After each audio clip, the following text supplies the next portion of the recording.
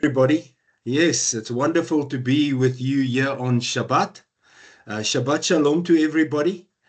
We have an exciting part to share this morning. We are going to journey for the next hour, and this is an exceptional journey. This is going to be a journey that I trust we will remember for a long time, maybe even never forget, because God has revealed so many things came from the throne room this week concerning this parasha, Shelach Lecha. Please join me in a prayer. Father, I pray that I may speak as I should in a way that makes the message clear. Today we gather for your glory. This is a Shabbat fellowship gathering. We gather for your glory. We are together here this morning to give you honor and praise and to share what you have shared with us through the course of this week. I pray that your word will come to us today in a way like seldom before. I pray that it will be broken open for us and that your spirit will energize us with the word that is given today so that we not only hear it, or shema, the Hebrew word for hear, listen, obey, but that we will also react and that it will be clearly shown through our actions through the course of this week, the next week, that we live and walk and talk what you have shared with us. Thank you, Abba. In the mighty name of our Messiah, Yeshua, we pray this. Amen. I'm going to share the screen here quickly. Good morning. Good morning.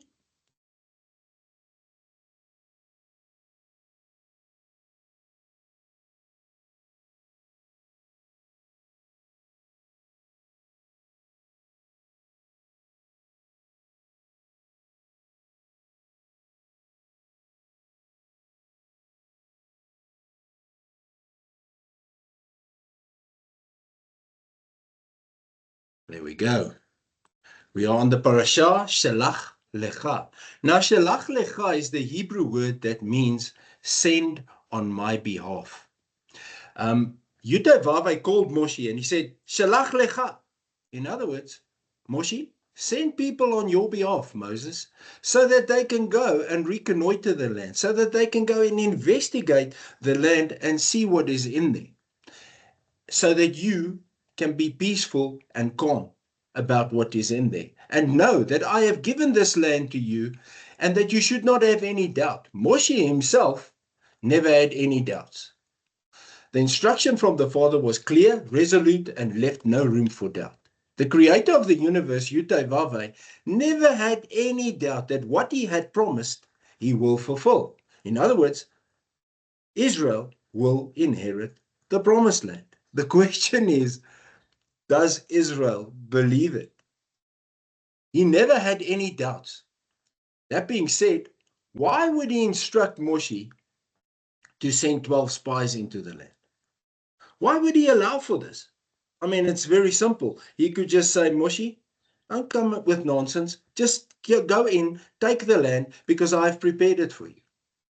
So the answer to this is in Moshe's testimony that we read much later in the book of Deuteronomy. This parasha is in the book of Numbers. That's the fourth book. In the fifth book, we see the testimony of Moshe, Moses, due to the doubt of the people.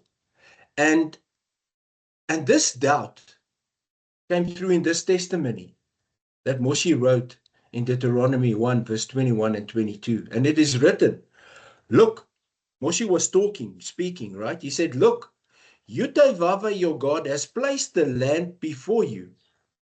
Go up, take possession of it, as Yudavave, the God of your ancestors, has told you. It's a promise that's been all along while they were moving through the desert. This has been continuously discussed.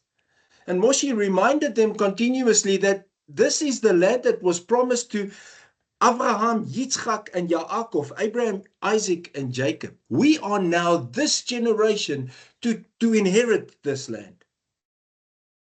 Will it be? We'll see now. Don't be afraid. Don't be dismayed, is what Moshe said to them. Yet, hear what happened.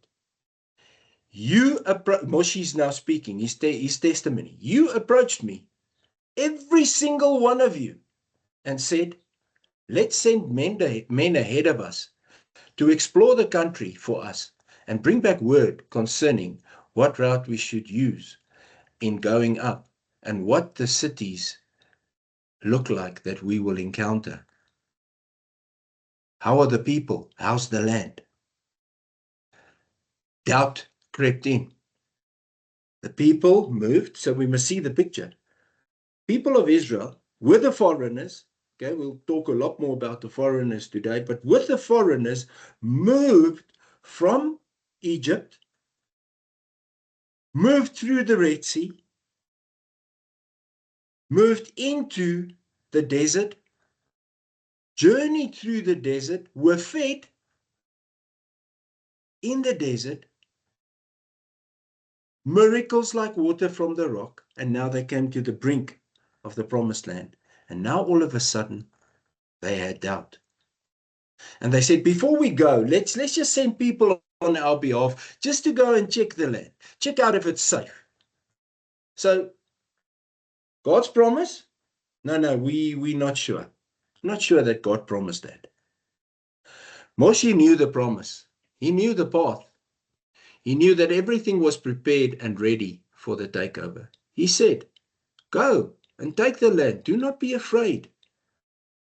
However, every one of the chosen people approached him and said, please, can we send people to investigate the land?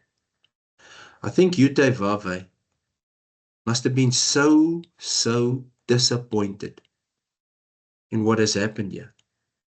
He must have been extremely heartbroken with the distrust that the people had in his promise.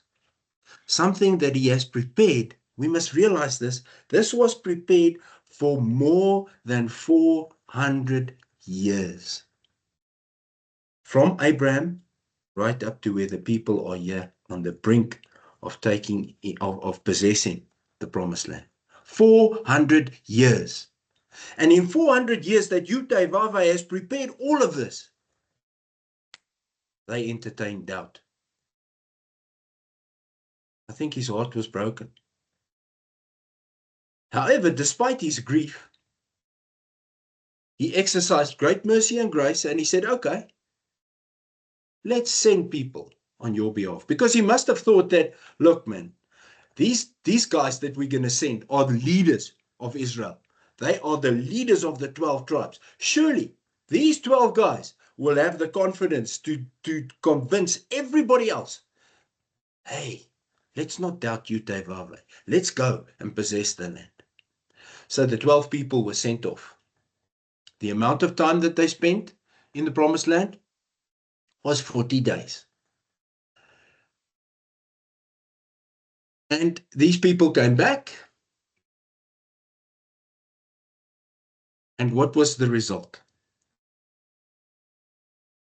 The result of their doubt and distrust was that the 12 came back.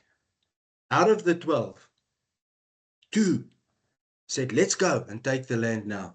They were Joshua and Caleb. And they said, let's go and inherit the land now. By the way, Joshua, his name was Hoshea beforehand. And if you check out our YouTube channel, the Back to the Roots YouTube channel, you'll see that Dion and myself, we shared Ancient Code 333, where we explain the name of Hoshea, where Moshe said to him, Hoshea, your name from now on is Yehoshua. And the Yud that was added to his name meant the salvation of God for his people. So Moshe changed his name before they went out. However, they came back. The rest, the 10, the leaders of Israel, 10 leaders of Israel, said there's no ways we can inherit this land. There's no way. There's giants. The cities are fortified. Despite the fruit and the fact that everybody reported that it's the land of milk and honey, they did not want to inherit. In actual fact, the people sided against Moshe and Aaron with the 10 and against Joshua and Caleb. And Caleb stood up and he spoke and he said, please, please people, let's inherit the land. Let's not distrust the King of the universe. He's given us everything. Why are we doubting? Why don't we just go and inherit the land? Yet the people were ready to stone Moshe, Aaron, Caleb, and Joshua. And they were ready to appoint new leaders to take them back to Egypt. Can you believe it? They wanted to go back to slavery instead of inherit the promised land which God has prepared for them because of giants, because of fortified cities. The Red Sea opened up right in front of them when the entire army of Egypt were on their backs. They walked through the Red Sea on dry foot. Yet they doubted when they came to the place they were supposed to inherit. What was the result of this? The result of their doubt was that Yudevave lost his temper. And this distrust caused their death.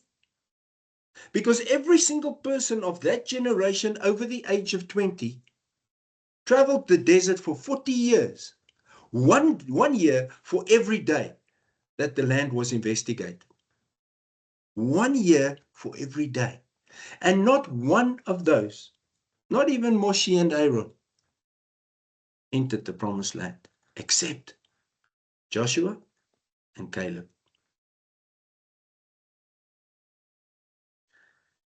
We'll look at it just now of our lives.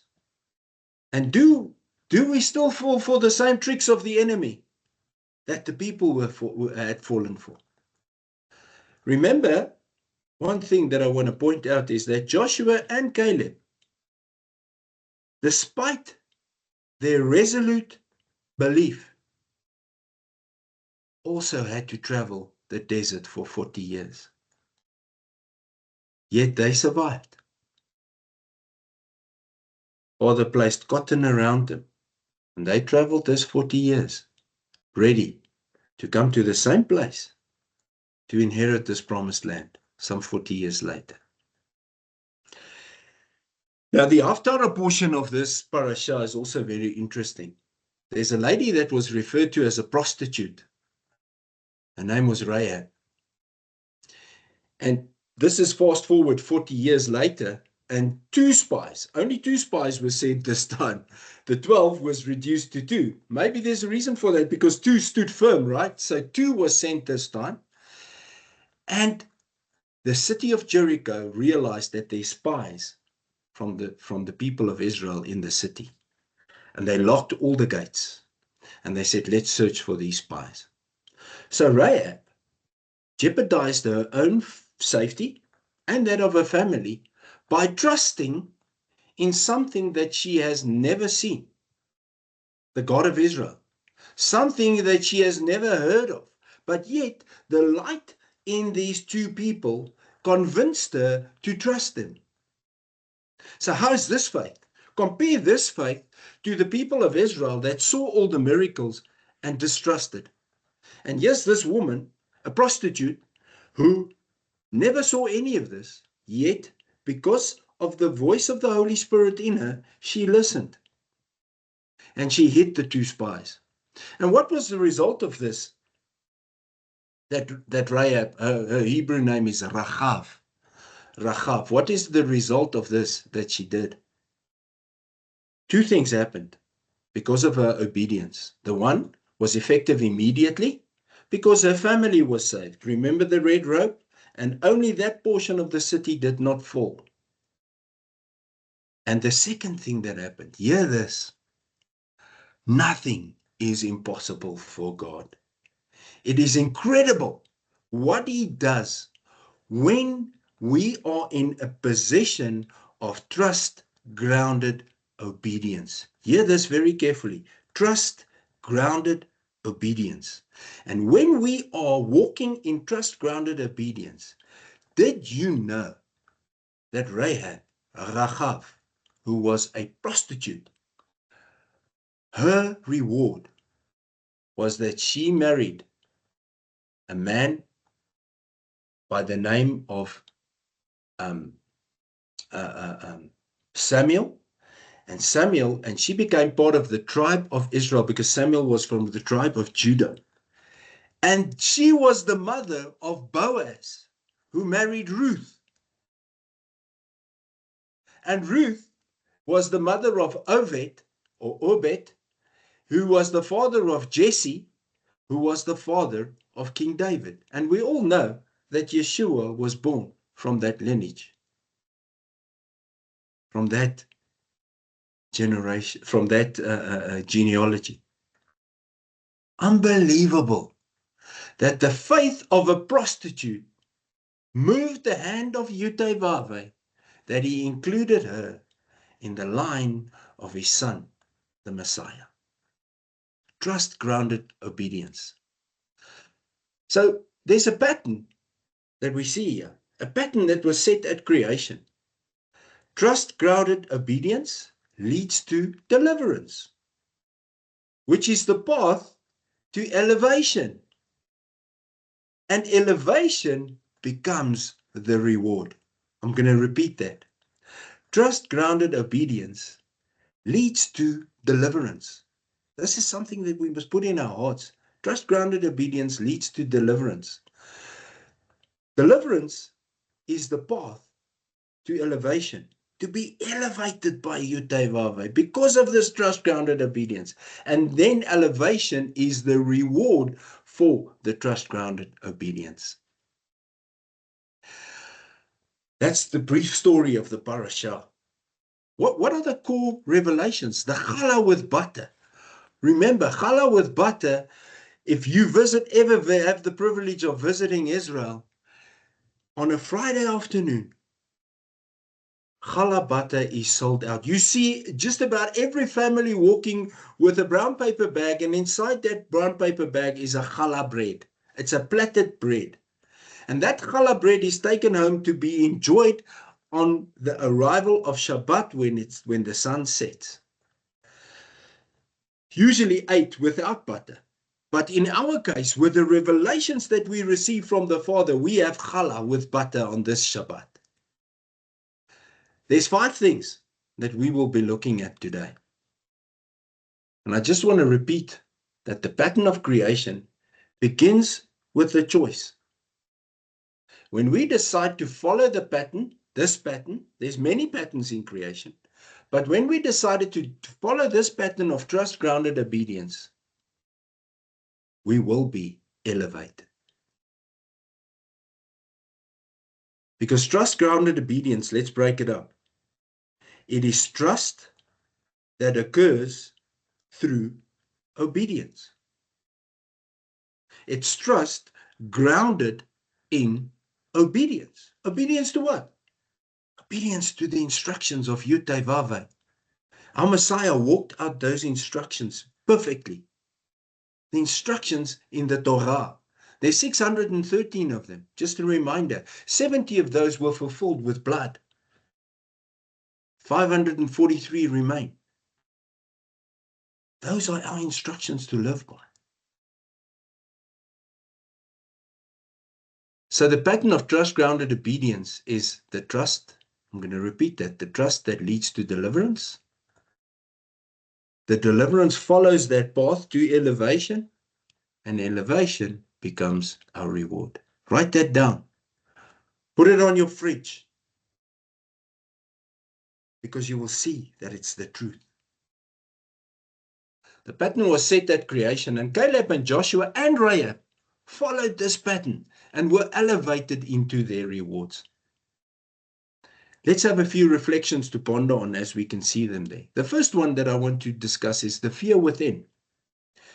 Shalach Lecha teaches us that the greatest obstacle to entering Yutevave's promises is often the enemy before us, the giants we see, the fortified cities. Oh, I can't do this. I'm not strong enough to do this. I don't know. I'm not sure. The discourage that we have, the doubts that we have. Who brings those doubts to us? Of course, it's the father of the lie, the ancient father of the lie. He puts those doubts in our midst. We have to overcome it by faith and trust. and by walking in the obedience. The ancient path requires the courage to trust Yudhevavhe's word, even when circumstances appear impossible. Hear this. Even when circumstances appear impossible, we must continue in that path. You know what David, you know, he had 5 stones. He did not walk towards Goliath in saying, oh, you know, I don't know if I must fight this guy. I don't know. He ran towards Goliath. He ran to kill the man that disgraces the king of the universe. You're not going to stand. I will disgrace you. You don't disgrace my father. He ran towards him. Do we run towards our giants? Or do we have this fear within and hide? Let's run towards them. God is there. Deuteronomy 31 verse 8. But Yudhevavhe, he will go ahead of you. He will be with you. He will neither fail you nor abandon you. So don't be afraid or downhearted. Get rid of the fear within. Never doubt yourself. The second one is our own choices. How often do we ask Yudhevavhe for guidance? We pray and we pray and we fast and we ask him for this guidance, only to make our final decision based on what appears possible in our own eyes, rather than what he has given us inside, what he has spoken. We decide rather to follow our own choices. We are often just like Israel. We now understand the sin of doubt. Doubt, when considering our circumstances, instead of trusting the one who can do it all, whose arms is never too short, is death. Doubt can close the door for you and I that Yudhevavhe has opened. I think it's Revelation 3 verse 12, if I remember correctly. Look, I have put in front of you an open door, and no one can shut it. No one. Procrastination. Procrastination is an evil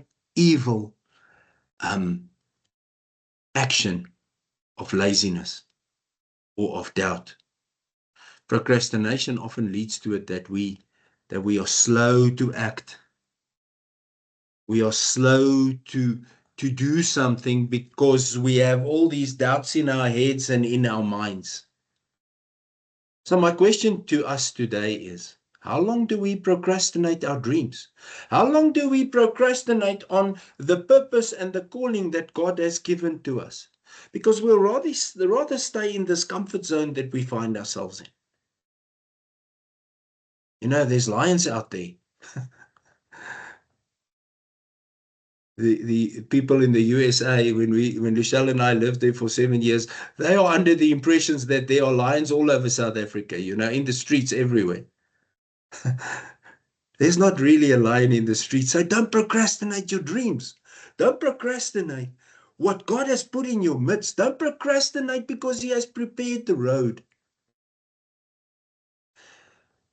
This is the thing. Creation moves in obedience when God has spoken. The sun rises every single day and sets every single day. The moon goes through its cycles. The seasons of the world go through their cycles. They are still, the creation is still obedient since the day it was established to the instructions of Yudhevavhe. The only ones that are disobedient to his instructions is man, his crown of his creation. How sad is that? So we must realize that when we have a dream and when we take the first step, the entire creation starts moving in obedience to prepare the way for us to make sure this will happen. Creation has already moved when Israel came to the brink of the Jordan River to inherit the promised land. Creation has already moved to play its part in what God has instructed. Yet it was postponed because of the disbelief of the people. Why do we need to be in a place where God postpones what He has planned for us? Or can it? It's interesting that what came about through this parasha is that salvation was never intended for Jews only. Never. We're just going to quickly cover that because we don't have a lot of time. But Abraham became a Hebrew. There was no nation like Jews.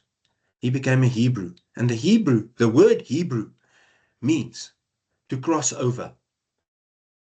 Can you believe it? It means to cross over. So when you and I accept Yeshua as our Messiah, we cross over. When the people that moved with Israel from Egypt that were considered foreigners decided, yes, we are going to be circumcised. We are going to partake in the feasts of Yud-Teh-Vav-Veh Most High. They crossed over. Shahol explains it very nicely in Romans 11. We are wild olives grafted into the ancient olive tree. And you will often hear me mention this because this is to me the key to life everlasting, is that we became part of the chosen people of God Most High by accepting Messiah Yeshua as our salvation. By putting our trust in His person and power, we became sons and daughters of God Most High. That's how it is. That's the pattern of creation. So never doubt that the promises and the blessings that were spoken over Israel is yours and mine the day that we accept the Messiah Yeshua as our salvation, the day that we put our trust in Him. Question is now, we heard all of this. So what is our truths to walk out into life? When we get up from this teaching and from this wonderful download that God gave us, how do we go about our lives? What's going to be different last week to this week that I will action in this week? It's important to follow the patterns of creation. And how do we follow the patterns of creation? Through Akvot Ve Yeshua. And Akvot Ve Yeshua is the Hebrew that means to physically, in spirit, put our feet in the footprints of Yeshua and walk along that path, the ancient path that He has prepared for us. Let's talk about giant slayers, because whether you know it or not, you are a giant slayer. Write that down and put it on your fridge as well. Second thing today that you put on your fridge. You are a giant slayer. Luke 10 verse 16. We were given the power to trample on the enemy snakes and scorpions, the demons that He sends on our path, and we will be unharmed. Unharmed.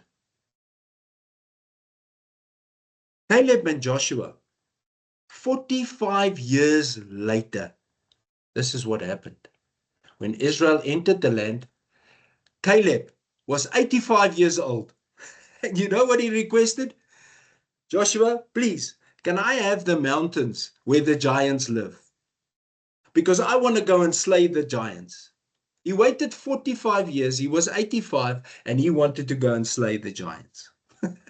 What an unbelievable man. Not because of his own strength, because he trusted that Yud-Teh-Vav-Veh will put the strength in an 85-year-old man to do exactly what he said he would do. So this is written in Joshua 14 verse 12. Now therefore, Caleb is speaking. Now therefore, give me this mountain country of which Yud-Teh-Vav-Veh spoke on that day. For you heard on that day how the Anakim, the giants, were there, and that the cities were great and fortified. Perhaps Yud-Teh-Vav-Veh will be with me, and I will drive them out, as Yud-Teh-Vav-Veh said. He still used the word perhaps.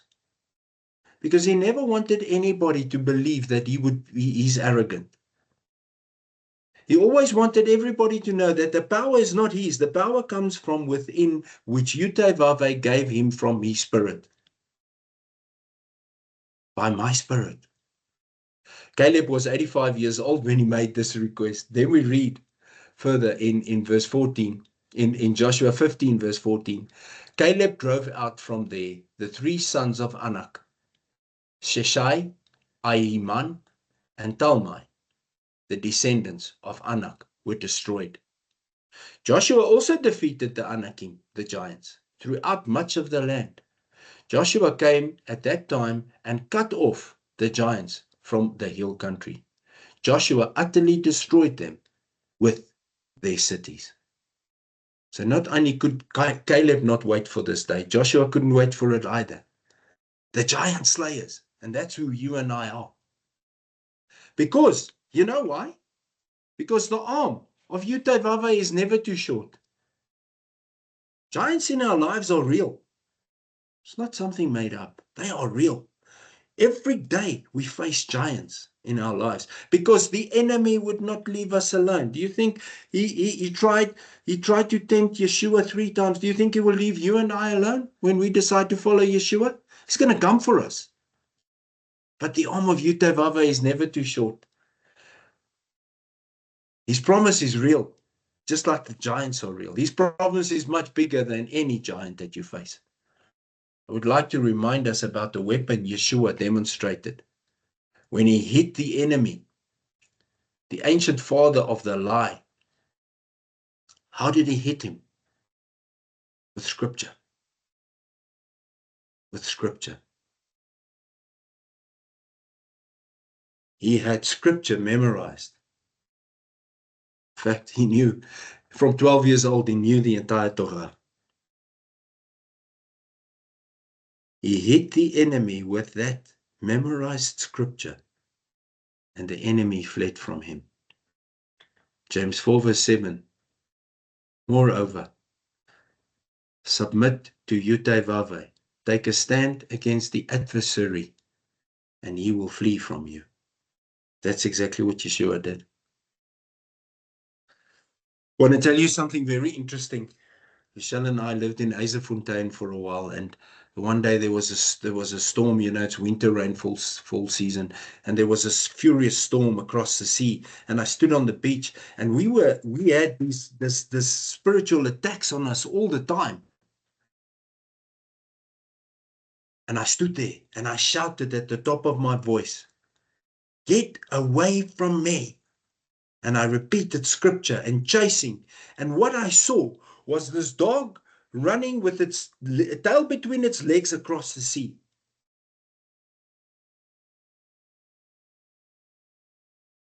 Because I didn't doubt, I stood in that. And it's not something that I achieved. It's not my achievement. It's the power of God inside of me that chased the enemy across the sea. Gone. You can do the same. If I can do it, so can you. We should never allow our trust to waver. It's always Romans 4 verse 19 is my go-to verse when it comes to this. It's Shaul referring to Abraham. And he says to the people around him, he says, you know what?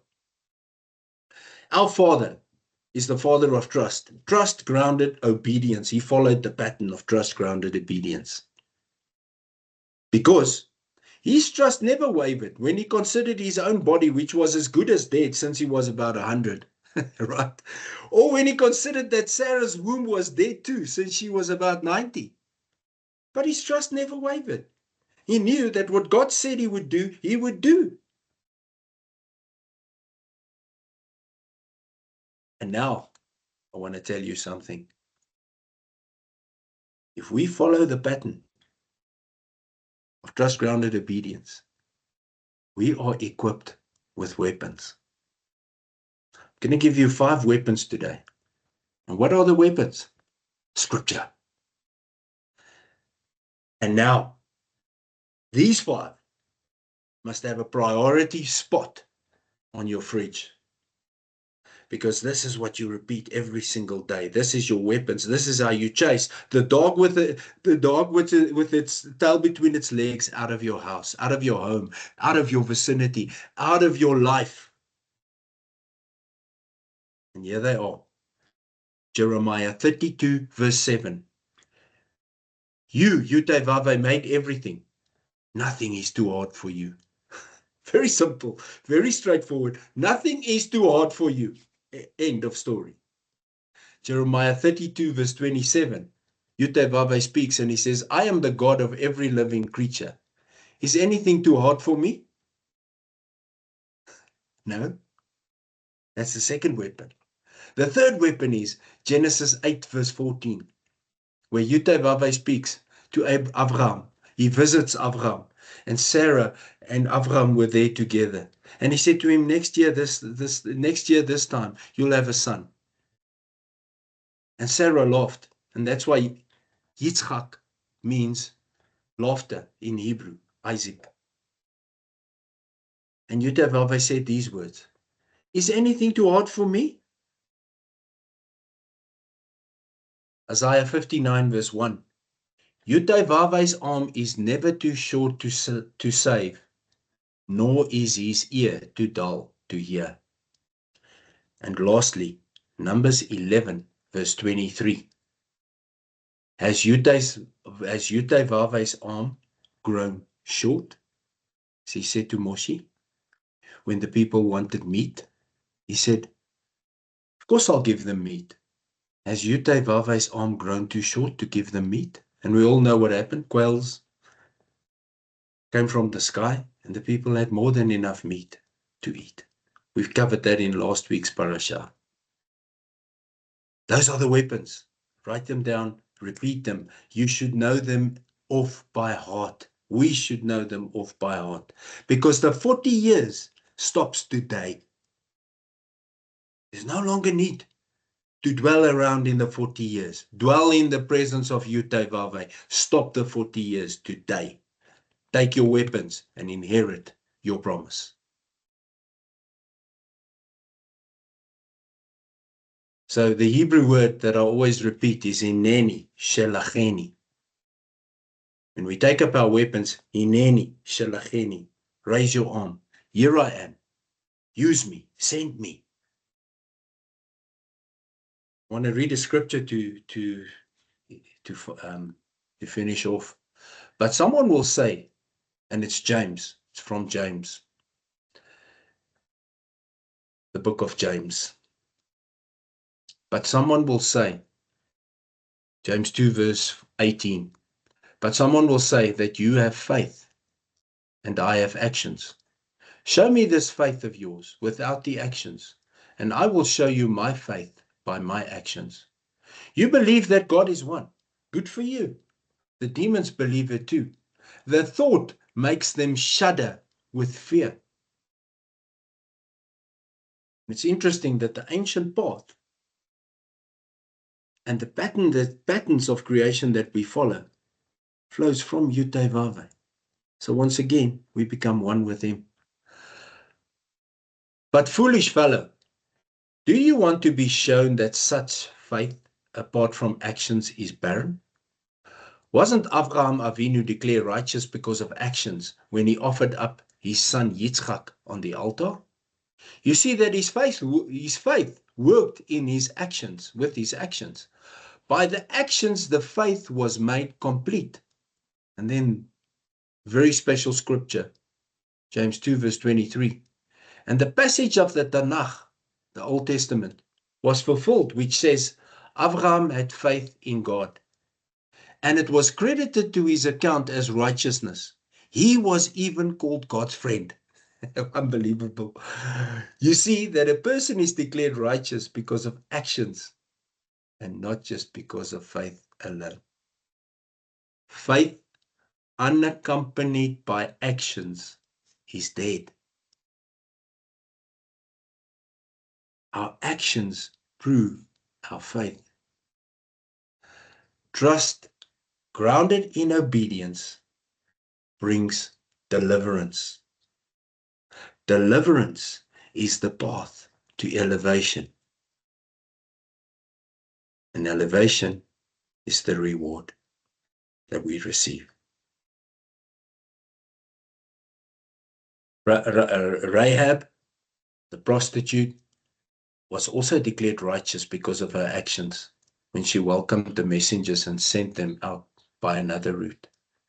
Indeed, just as the body without the spirit is dead, so too faith without actions is dead.